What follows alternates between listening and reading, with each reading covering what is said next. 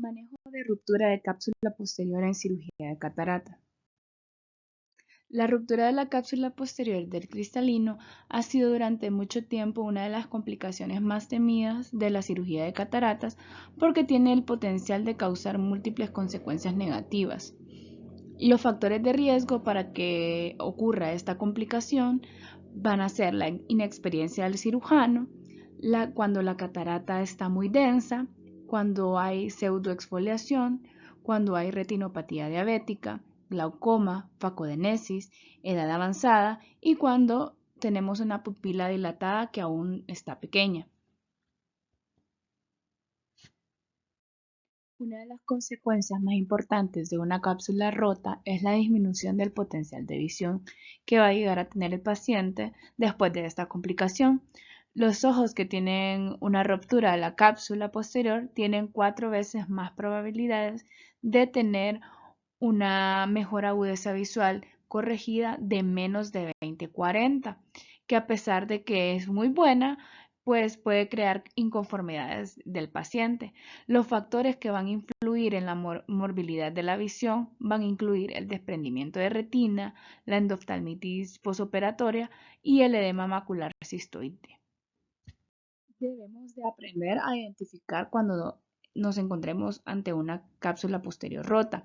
Los mecanismos para la ruptura de la cápsula van a incluir la radialización de un desgarro de la cápsula anterior, la punción directa con la punta de la sonda del facoemulsificación o el trauma mecánico de la cápsula durante la manipulación del cristalino natural o artificial. Además de la visualización directa del desgarro, existen también otros signos perioperatorios que pueden ayudar al cirujano a detectar una bolsa capsular rota.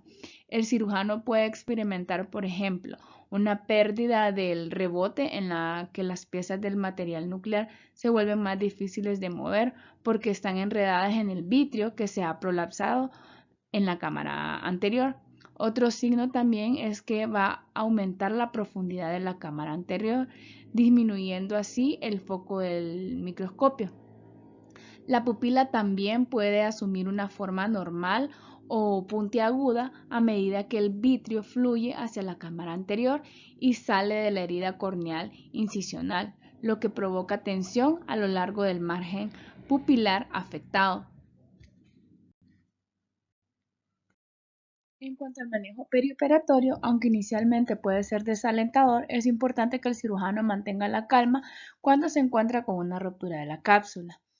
De inicio vamos a estabilizar la cámara anterior. Ante la ruptura de la cámara, la sonda de facomulsificación debe mantenerse en la cámara anterior con el pedal en la posición 1. Esto permite una irrigación continua que mantiene el volumen de la cámara anterior.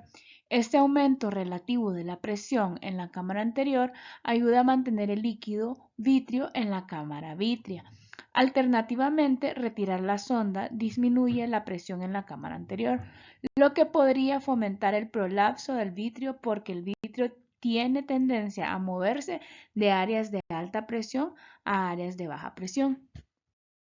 Con la segunda mano inyecte un dispositivo viscoquirúrgico oftálmico dispersivo a través de una pequeña herida de paracentesis. Se prefiere el viscoquirúrgico oftálmico dispersivo por sus propiedades dispersivas que también le permiten permanecer en su lugar durante la fluídica dinámica causada por la facoemulsificación.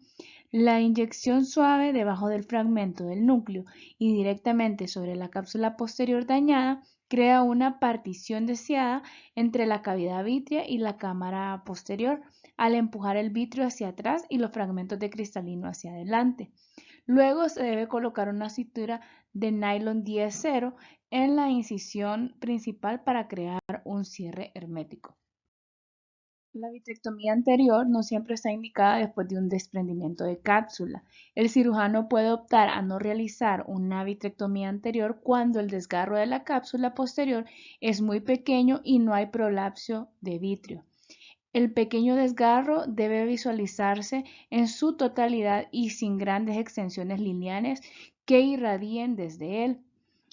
En cuanto a la preparación para una vitrectomía anterior, debemos de utilizar otros instrumentos que normalmente no están equipo que utilizamos para cataratas. Entonces, aquí en esta tabla podemos ver todos los instrumentos que vamos a utilizar para realizar una vitrectomía anterior.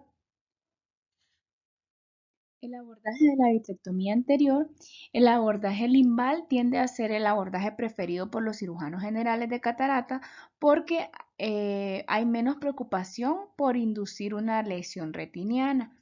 El abordaje vía pars plana es el preferido más que todo para los retinólogos que tienen más experiencia en este tipo de abordaje. Primero vamos a crear una incisión para la vitrectomía anterior. Las opciones para la ubicación de la incisión incluyen el abordaje ya sea pars plana o el abordaje limbal. Su incisión hermética permite un espacio de trabajo cerrado, lo que crea menos turbulencia y facilita la extracción completa del fragmento de cristalino y el vitrio prolapsado. También hay un acceso más fácil al fornix de la bolsa capsular para retirar el material de cristalino. El objetivo al realizar la vitrectomía anterior es eliminar de forma segura cualquier vitrio que se haya prolapsado en la cámara anterior y cualquier fragmento de cristalino restante mientras causa el menor daño a la retina. El cirujano debe decidir si va a utilizar una irrigación bimanual o coaxial. La bimanual tiene un vitrector e irrigación separados, mientras que el coaxial tiene la irrigación conectada físicamente al vitrector. La configuración para el riego coaxial es más sencilla, sin embargo, tiene la desventaja de causar turbulencia local que podría empeorar el desgarro capsular cuando el vitrector está trabajando en el vitrio anterior. Si se utilizará la irrigación bimanual, se introduce una línea de infusión de calibre 23 a través de un puerto lateral separado. También se puede utilizar la herida de la paracentesis que ya se había creado anteriormente durante la cirugía de cataratas. Esta línea de infusión va a ayudar a mantener la presión de la cámara anterior a medida que avanza con la cirugía. Luego se va a crear un puerto lateral para el vitrector anterior. Se debe aplicar una pequeña cantidad de triamcinolona sin conservantes en la cámara anterior para ayudar a visualizar el humor vítreo. El modo vitrector inicial preferido es el IA Cut. En este método, la tasa de corte se establece en la configuración más alta disponible, mientras que la configuración de aspiración y vacío es baja. El puerto de aspiración del cortador debe mirar hacia la córnea y mantener una posición central durante el corte. Se debe evitar trabajar en la periferia lejana o en cualquier área donde no haya la suficiente visualización. El objetivo de esto es eliminar solo la cantidad suficiente de vitrio para despejar la cavidad vitrea anterior central. Una vez que se haya limpiado el vitrio de la cámara anterior, se debe utilizar el ajuste IA Cut para extraer los fragmentos residuales del cristalino nuclear. Para la eliminación de fragmentos de lente, hay 3 posiciones de pedal para trabajar. La primera posición del pedal es solo riego. La segunda utiliza la irrigación y la aspiración, lo que va a permitir que el vitrector se adhiera al fragmento residual y luego lo aspire. La tercera posición del pedal incluye el modo de irrigación, aspiración y corte para que el vitrector pueda cortar los fragmentos de la lente si está demasiado rígido para ser aspirado. Se debe tener cuidado de elevar los fragmentos nucleares hacia la cámara anterior, ya que este es el espacio más seguro para trabajar. Los fragmentos corticales residuales se pueden eliminar apagando el cortador y usando un vacío bajo o usando la cánula en J para aspirar manualmente las piezas. Los ojos con fragmentos de cristalino retenidos siempre se pueden derivar al cirujano de retina en el futuro. Después de completar la vitrectomía anterior, considere inyectar aire en la cámara anterior para identificar restos de vitrio. Inyecte cloruro de acetilcolina o miochol menos de 2 ml de 10 miligramos por ml en la cámara anterior para contraer la pupila. Un iris puntiagudo después de la inyección sugiere que hay hebras vítreas persistentes en la cámara anterior. El miochol tiene el beneficio adicional de que disminuye los picos de presión intraocular posoperatoria.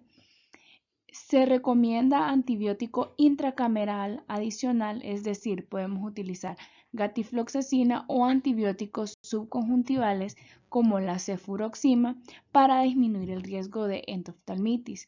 Debemos de tener en cuenta que la cefuroxima intracameral está contraindicado en ojos con ruptura de la cápsula posterior debido a la posibilidad de toxicidad en la retina.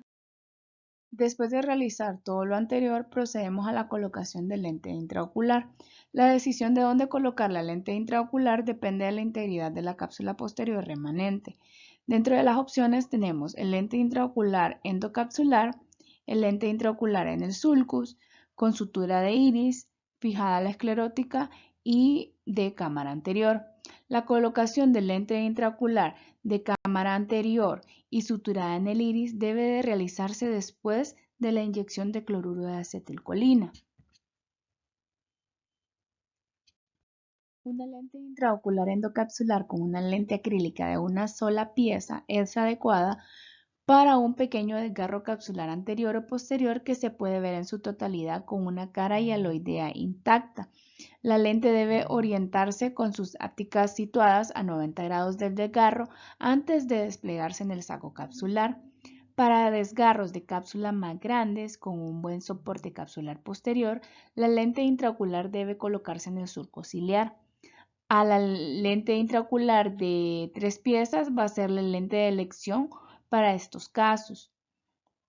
Para la ruptura de la cápsula donde la integridad cápsulo-sonular es cuestionable o es claramente inadecuada, se puede elegir una lente intraocular fijada a la esclerosis.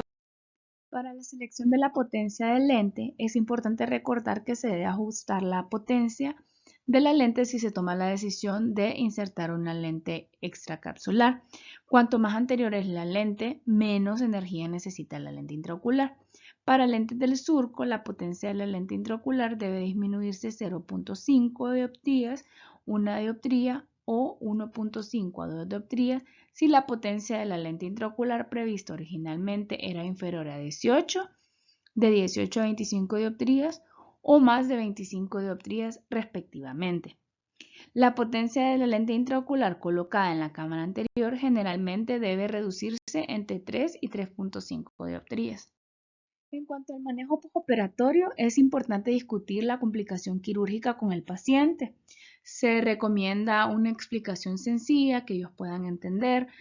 Se debe asegurar al paciente que se extrajo la mayor parte de la catarata y que la lente intraocular tuvo que colocarse en una ubicación diferente a la que se había planeado para obtener un resultado visual óptimo. Todos estos pacientes necesitarán un examen detallado del segmento posterior para descartar fragmentos de cristalino retenidos o un desgarro de la retina. También necesitarán un seguimiento más frecuente para controlar los picos de presión intraocular y la inflamación. Se debe considerar dentro del tratamiento el uso de esteroides o antiinflamatorios no esteroideos para disminuir el riesgo de edema macular cistoide postoperatorio.